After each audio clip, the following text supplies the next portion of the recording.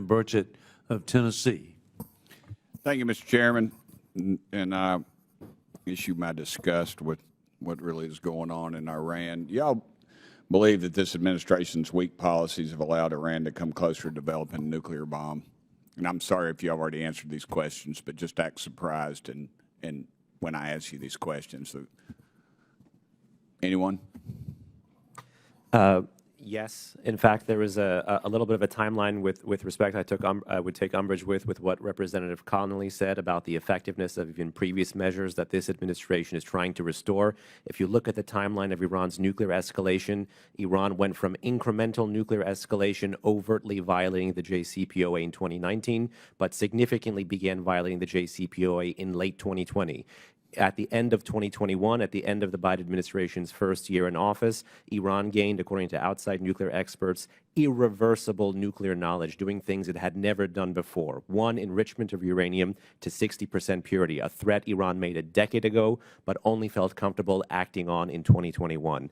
Two, the production of uranium metal using highly enriched uranium, which has clear applications for warhead designs and metallurgy. And three, phasing in, testing, deploying, and using more advanced centrifuges, the machines that spin uranium.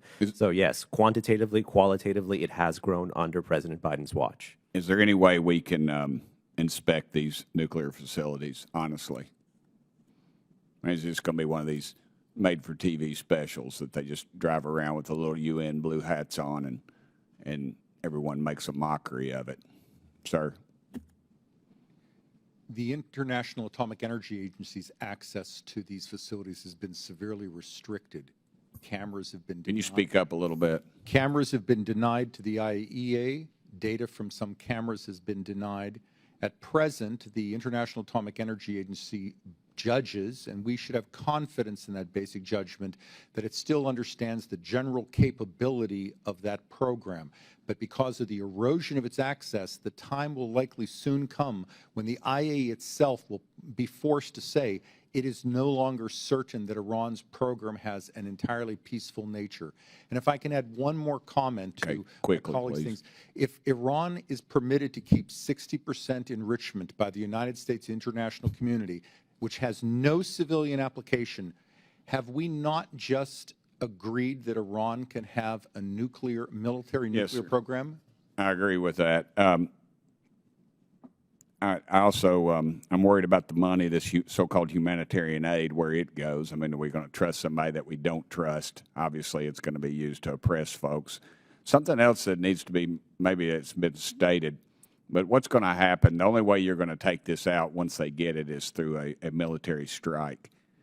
And what I fear is it's going to be Israel that does it, and then when they do it, the people surrounding them will then possibly launch an attack on them.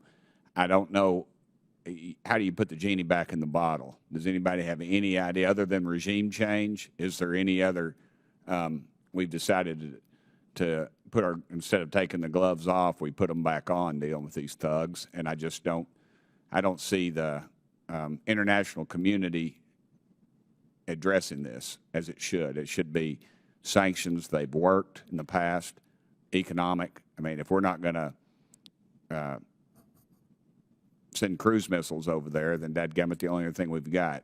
Any thoughts on that? Any of y'all, ma'am? I'll just say that I think effective American leadership can, in fact, rally the world against significant threats, as we've seen with respect to both Ukraine and China. I will also point out that where we've seen Iran's nuclear escalation, it has come after catastrophic U.S. decisions, such as the 2018 decision to exit the Iran nuclear deal, as well as the 2019 failure to respond to attacks on Saudi Arabia by Iranian missiles and drones. I would also add to that, however, that the sanctions the Trump administration restored, what is popularly termed the maximum pressure campaign or maximum pressure sanctions, created the same, if not greater, macroeconomic damage to Iran's economy in 1 to 2 years than a decade of multilateral sanctions. So there is no substitute for American power. There is no substitute for American leadership. That's a critical thing to note. And we can afford no own goals in the management of our relationships with our transatlantic partners. In 2020, Europe laughed laughed at the Trump administration for trying to unilaterally extend an arms embargo on Iran. In 2022, Central Europe was the victim of a widening radius of Iranian arms and drone proliferation. No more laughing at unilateral attempts. We need to build bridges, not destroy them. Mr. Chairman, I'm out of time. Thank you so much. Thank you very much, Congressman Tim Burchett of Tennessee.